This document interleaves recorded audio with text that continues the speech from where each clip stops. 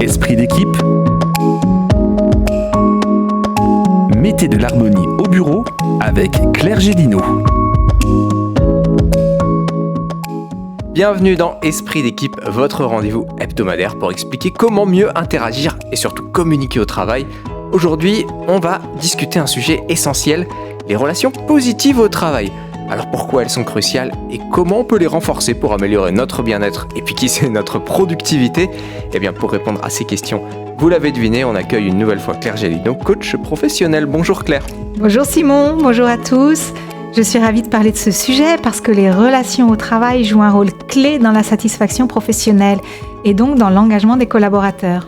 On s'en doute que ces relations positives, elles sont très importantes au sein du bureau, mais pourquoi elles ont autant d'impact sur notre bien-être et notre efficacité? Alors, les relations que nous entretenons avec nos collègues influencent directement notre motivation et notre capacité à faire face aux défis. Quand on travaille dans un environnement où règne la confiance, le respect, la bienveillance, on se sent plus en sécurité et plus soutenu. Cela permet de mieux gérer le stress et les situations complexes. Des relations positives encouragent aussi la créativité et l'innovation, car elles créent un climat où chacun se sent libre d'exprimer ses idées et de prendre des risques sans être jugé. En résumé, quand on se sent bien entouré, on travaille mieux, on est plus engagé et moins absent. Alors c'est vrai, on remarque souvent que quand on s'entend bien avec ses collègues, le travail tout de suite ça devient beaucoup plus fluide. Mais comment on peut concrètement renforcer ces relations positives au quotidien? Comment on y travaille? Alors, il y a plusieurs façons d'y parvenir. La première, c'est d'adopter une communication ouverte et transparente. Être clair dans ses échanges, dire les choses directement mais avec bienveillance, évite les malentendus et les tensions inutiles. Ensuite, il est essentiel de faire preuve d'écoute active. Cela signifie vraiment prêter attention à ce que l'autre dit sans l'interrompre et montrer qu'on comprend son point de vue. Cela peut sembler simple, mais dans le feu de l'action, on oublie souvent de le faire. Une autre manière d'améliorer les relations est de montrer de la reconnaissance. Remercier un collègue pour son aide, valoriser ses efforts, même sur des petites choses, renforce le sentiment de connexion et d'appartenance. La gratitude, c'est un moteur puissant de relations positives. Tout ça, ça a l'air très faisable au quotidien, mais alors des fois, on sait que ça peut être difficile de créer des relations solides dans un environnement qui peut être stressant, voire compétitif. Quel autre conseil vous nous donneriez pour réussir à établir des liens plus durables?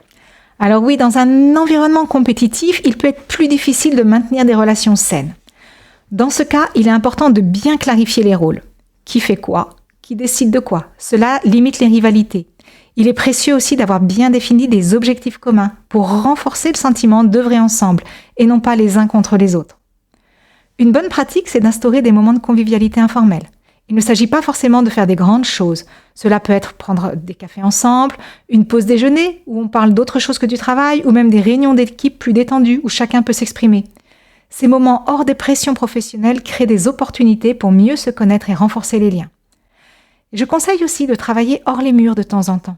Louer une salle à l'extérieur pour changer de cadre, organiser une visite de site, etc. Alors on constate que ça fait beaucoup de petites actions qui, cumulées, peuvent vraiment contribuer à transformer une équipe. Et au niveau des initiatives collectives, on peut faire quoi pour améliorer la cohésion? Pour renforcer la cohésion d'équipe, plusieurs initiatives peuvent être mises en place. Par exemple, organiser des ateliers de travail collaboratifs, où les membres de l'équipe sont invités à réfléchir ensemble à des solutions ou à des projets. Cela permet de renforcer les liens autour d'un objectif commun. On peut aussi penser à des activités de team building qui, bien organisées, sont un excellent moyen de briser la glace et de créer des souvenirs communs. Il peut s'agir de défis ludiques ou de projets sociaux, ou de journées où l'on se rencontre sur la créativité et la résolution de problèmes ensemble. On peut aussi utiliser les rituels d'équipe qui, mis en place, renforcent le sentiment d'appartenance. Des réunions de synchronisation, le point matinal, etc. Et puis, il faut penser aux célébrations. Fêter les réussites, les objectifs atteints, les anniversaires. Cela apporte de la joie et de la bonne humeur au travail. Et ça demande une vraie intention derrière toutes ces actions. Mais les résultats, je vois mal comment ils ne pourraient pas être que bénéfiques. Oui, et si l'équipe a suffisamment de maturité, elle peut aussi se mettre en position méta, c'est-à-dire regarder de l'extérieur comment elle fonctionne. Qui interagit avec qui? Quels sont les enjeux pour les personnes? Qu'est-ce qui est fluide et qu'est-ce qui dysfonctionne? Quelle valeur est-ce que l'on sert et en s'y prenant de cette façon-là, etc. Ces questions vont permettre de faire un arrêt sur image et de réajuster les relations si besoin. Eh bien, merci beaucoup Claire pour tous ces conseils aussi pratiques que concrets.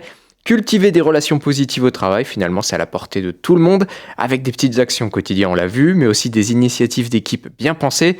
Chers auditeurs, prenez le temps de réfléchir à comment vous pouvez vous aussi contribuer à améliorer vos relations professionnelles dès aujourd'hui. Claire, on vous retrouve d'ici 15 jours pour un nouvel épisode d'Esprit d'équipe. De quoi il sera question cette fois-ci ? Alors nous aborderons l'intelligence émotionnelle au travail. Vaste programme, Claire Gélineau à dans 15 jours. Et évidemment, si vous avez envie de retrouver les chroniques précédentes, elles vous attendent en podcast radiolaser.fr.